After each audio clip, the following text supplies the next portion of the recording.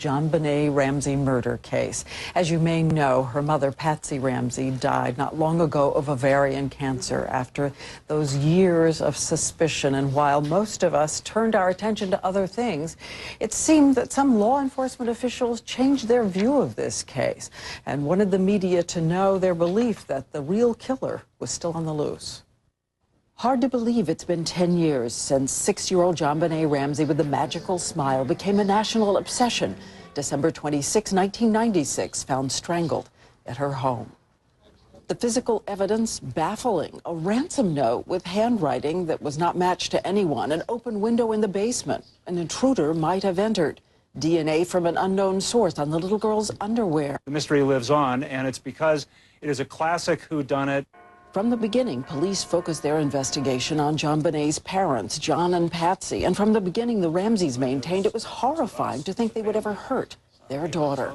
Let me assure you that I did not kill Jonbenet. I love that child with my whole of my heart and soul. Some said the Ramseys were being tried in the press, but they were never tried in a court of law. 1999, a grand jury refused to indict either one. How did you get through all of this? The reports, the constant television. Barbara, I have lost the most precious thing in the world to me. I've lost my child, my little girl, Jonbenet. Then in 2003, a federal judge dismissed a lawsuit against the couple, ruling there was almost no evidence to show that one of the Ramseys killed Jonbenet. Instead, the judge wrote, there is abundant evidence to support their belief that an intruder entered their home and killed their daughter. And to everyone's surprise, days later, Boulder District Attorney Mary Keenan said she agreed, quote, the weight of the evidence is more consistent with the theory that an intruder murdered Jonbenet than with the theory that Mrs. Ramsey did so. A decade later, the murder remains a mystery, and Patsy Ramsey is now buried next to her little girl, many hoping she has now found peace. And joining us is the Ramsey family attorney, Lynn Wood, and I know for you, Mr. Wood, it was both personal and professional. You were a pallbearer at the funeral. Tell us about Patsy Ramsey and your last conversation with her. Well, you're right, Diane. It was both professional and personal for me. I've had the privilege to represent Patsy for the last 7 years. She was not only a valued client, but she was a very close, dear friend. I saw Patsy a couple of weeks before her death. I had breakfast with her and John. She was tired, she was weak, she was frail.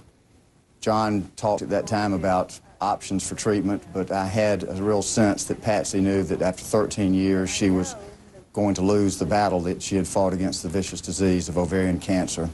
In fact, when I put her in the car and left that morning, she looked over at me because we'd been talking about the investigation, and she said, tell him to hurry up and find that guy because, as Patsy would say, her words, I'm about to conk out. As we said in the piece that we just reported, I think a lot of people failed to notice the fact that even the prosecutor said that the evidence did seem now to point to an intruder in the case. And I want to take a look at some of this as evidence that sort of escaped the attention of a lot of the media anyway. December 2003, DNA that was found on Jonbenet's underwear was submitted to the FBI 7 years after the murder. What is known about that DNA? Was it male? Was it semen?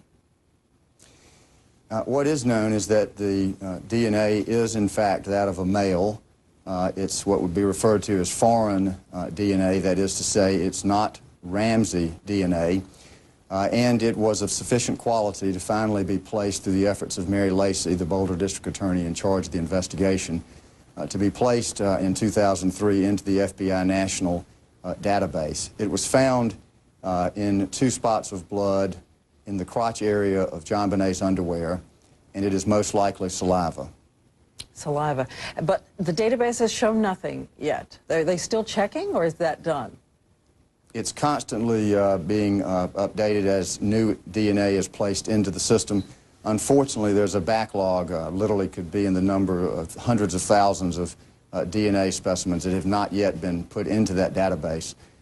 We believe very strongly that the DNA is the DNA of the killer and will one day be the clue that solves this mystery and brings the the murder of this child to justice. Any new evidence of an intruder? Who an intruder might be? I don't think that there's any specific theory at the moment in terms of an identity of the individual. There's always been a wealth of evidence to support the fact that an intruder came into the home that night and brutally tortured and brutally murdered this beautiful little girl. Unfortunately, early in the investigation, the police department did not follow that evidence. They jumped to conclusions. Finally, though, in 2002, when Mary Lacey took over the case from the Boulder Police Department, she began to move the case in the right direction, where she followed the evidence. And as she noted, and your lead-in piece noted, the evidence in this case is that an intruder killed Jonbenet, and that sadly, John and Patsy's only involvement in that night was to be in the home when their daughter was murdered in the basement 4 stories below. Another thing that is hard to absorb, that Burke, the Ramsey's son and Jonbenet's brother, is now 19 years old. And I know there were accusations against him as well. The family brought suit. How many suits, and what was the result of those? I think, Diane, that there was probably a total of 6 or 7 lawsuits that were actually filed, a couple of claims settled without lawsuits. All of the claims, with the exception of one, were successfully resolved in favor of the Ramseys. Burke Ramsey was 9 years old at the time of his sister, his life's best friend, murder.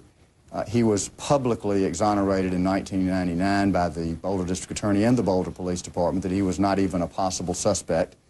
But I will tell you one thing. Burke just finished his first year in college. Burke Ramsey is a testament to the type of parenting, the love that John and Patsy Ramsey brought into their family. And I've always said if people wanted to look into whether Patsy Ramsey was capable of killing Jonbenet, they ought to just simply look at the life that she led. A loving mother, a grandmother, a wonderful wife to John, and a devoted and close friend to many people around the country. An individual who reached out privately and touched the lives of others who had suffered from cancer and who had suffered the loss of a child. Patsy Ramsey was capable of only one type of an act, and that would be an act of love, an act of caring. Lynn Wood, again, our thanks to you for joining us this morning. And I just want to point out to everybody again, I know the Ramseys have set up an ovarian cancer foundation. It is online if you want to check it out there. And again, our thanks to Lynn Wood. Coming up next, the mother and daughter plastic surgery together. That's ahead.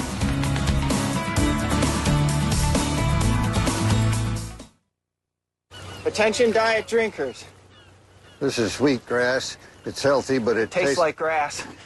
This is diet soda. Tastes pretty good, but this is new Diet Ocean Spray. It's good for you. Tastes great with real fruit juice and only 5 little calories. So it's better for you.